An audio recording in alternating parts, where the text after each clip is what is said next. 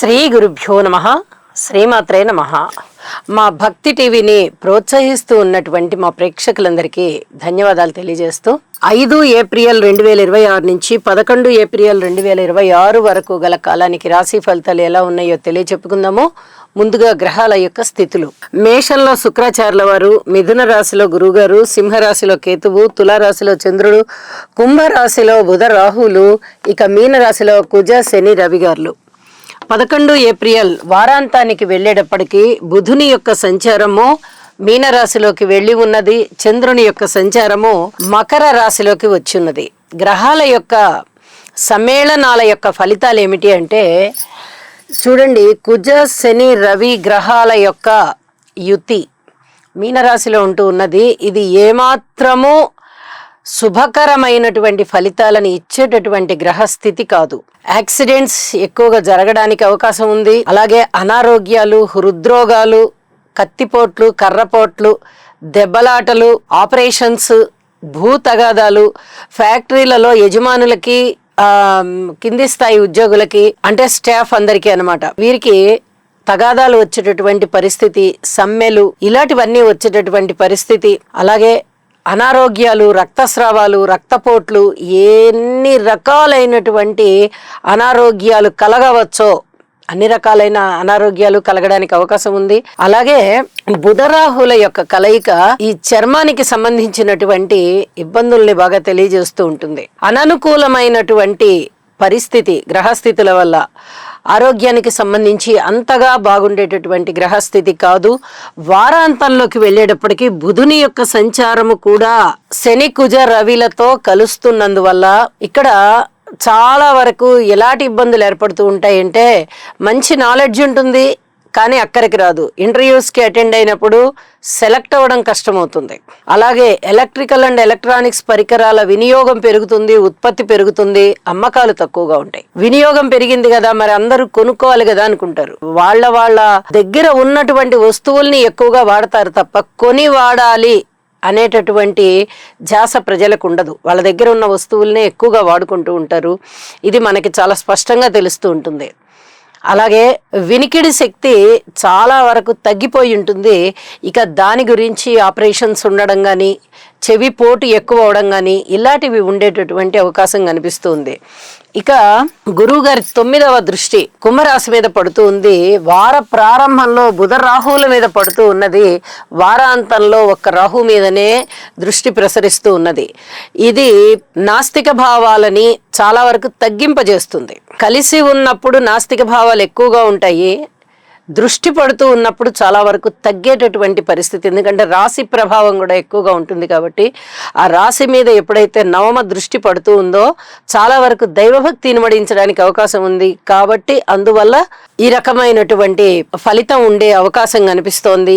ఏది ఏమైనా కుజ శని రవి బుధ ఈ 4 గ్రహాలకి స్తోత్ర పారాయణాలు చేసుకోవలసిందిగా ప్రతి మనిషి కూడా ఈ నవగ్రహ స్తోత్రాలు అలాగే ఈ 4 గ్రహాల స్తోత్రాలు కూడా పఠించవలసిందిగా సూచిస్తూ ఉన్నాను. అయితే గ్రహాల స్థితి సంచారము వారాంతంలోకి వెళ్ళేటప్పటికీ బుధుని యొక్క కలయిక జరుగుతూ ఉంది మీనరాశిలో. ఇక్కడ శని గ్రహంతో పాటు రవి గ్రహంతో పాటు బుధుడు కూడా కలవడం చేత ఈ శారీరక పరమైన రుగ్మతలు ఉండేటటువంటి అవకాశం ఉంది. ఇప్పటికే ఎవరికైనా ఇలాంటి రుగ్మతలు ఉన్నట్లయితే వారు తప్పనిసరిగా ఔషధ సేవ చేయవలసి ఉంటుంది. అలాగే డాక్టర్స్కి, ముఖ్యంగా ఈ వైద్య విద్యలో ఉన్న వారికి, వైద్యులకి, వైద్యానికి సంబంధించినటువంటి వ్యాపార వ్యవహారాలలో ఉన్నవారికి చాలా వరకు వాళ్ళు లాభాల బాటలో ఉంటారు అని కూడా తెలియచేయడం జరుగుతోంది. ఇక ఈ వారం రాసుల్లోకి వెళ్దాము. వృషభ రాశి వారికి ఎన్నో రకాలైనటువంటి సంతోషాలు వీరి చుట్టుముడుతున్నాయి. ఎంత బాగుందంటే వీరికి చాలా వారాలుగా మనం చెప్పుకుంటూ ఉన్నాము చాలా అద్భుతమైన గ్రహస్థితి అండి అని. ఈ వారం కూడా 6 గ్రహాల యొక్క ఉనికి చాలా ఆశాజనకంగా ఉంది అని చెప్పచ్చు. ద్వితీయంలో గురువుగారు బాగున్నారు, షష్టంలో చంద్రుడు బాగున్నారు, దశమ స్థానంలో కుజ శని రవి బాగున్నారు, వ్యయస్థానంలో శుక్రాచార్యుల వారు బాగున్నారు. వెరసి 6 గ్రహాల యొక్క ఉనికి అద్భుతంగా ఉంది అని చెప్పి తెలియజెప్పడం జరుగుతుంది. ఊహించని విధంగా వీరికి ధన లాభాలు ఉన్నాయి, వస్త్ర లాభాలు ఉన్నాయి, వస్తు లాభాలు ఉన్నాయి. అలాగే ఏదైనా ఉద్యోగానికి సంబంధించి అప్లై చేసినట్టయితే మంచి ఉద్యోగ జీవితం బాగుంది. అనుకూలమైనటువంటి స్థాన చలనం ఉంటుంది. విలువైన వస్తువులు కొనుగోలు చేసేది ఉంటుంది.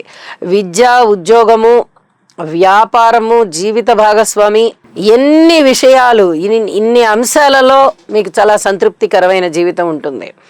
అలాగే కుటుంబ జీవితం చాలా చాలా బాగుంది. రుణభారాలు బాగా తగ్గిపోయే పరిస్థితి కనిపిస్తోంది.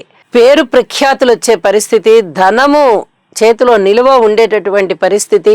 కార్మికులు, కర్షకులు, నేత పనివారు, చేతి వృత్తుల వారు ఇచ్చేది వారందరూ చాలా బాగుండే పరిస్థితి. కష్టానికి తగిన ధనము మీకు వచ్చేటటువంటి పరిస్థితి.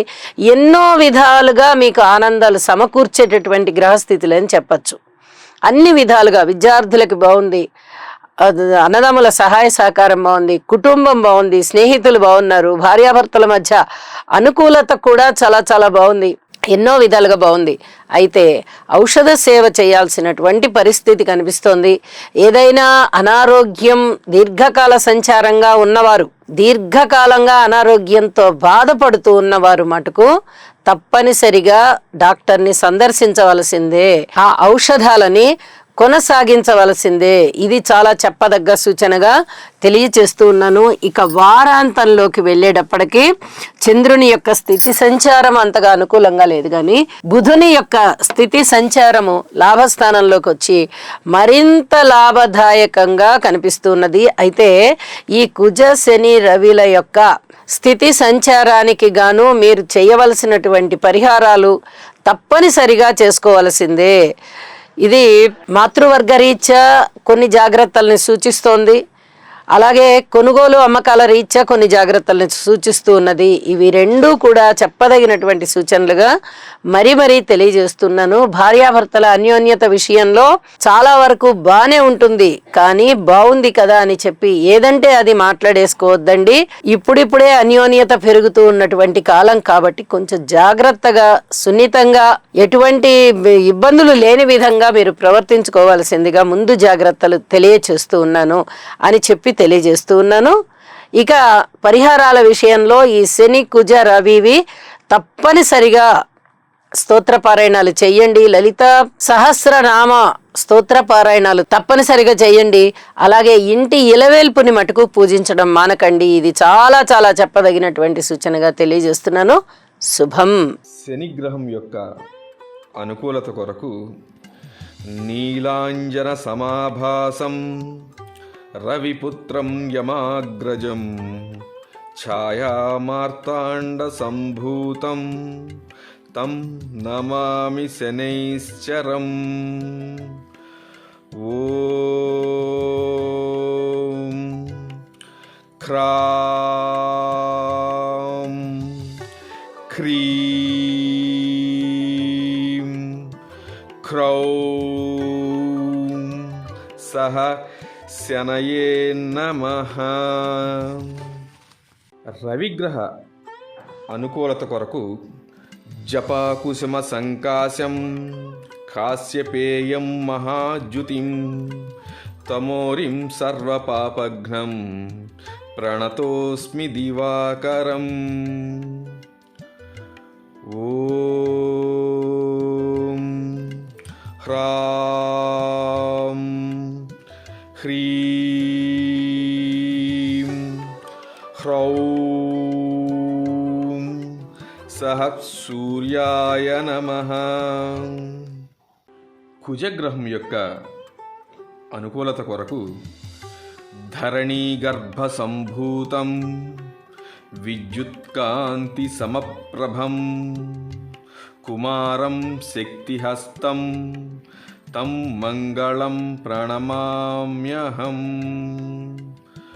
ఓం క్రాం క్రీం క్రౌం